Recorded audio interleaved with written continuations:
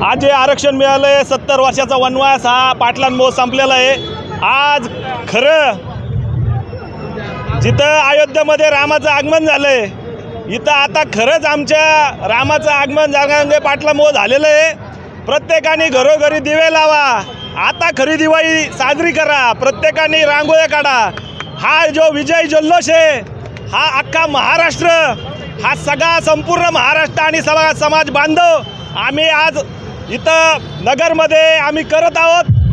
प्रचंड मेहनत सगळ्या समाज बांधवांनी घेतलेली आहे आणि आज खरी दिवाळी आणि अयोध्येतला राम जसे अयोध्येमध्ये आले तसे जरांगे पाटलांनी आम्हाला आरक्षण दिलं। हे जरांगे पाटली घराघरामध्ये आमचे रामच आहेत हे आम्ही सांगतो। जय जिजाऊ जय शिवराय। जरांगे पाटलाचा जो मराठा आरक्षण संदर्भात ऐतिहासिक लढा होता तो लढा यशस्वी झाला, त्यांचे सर्व मागण्या मान्य झाल्या आहे।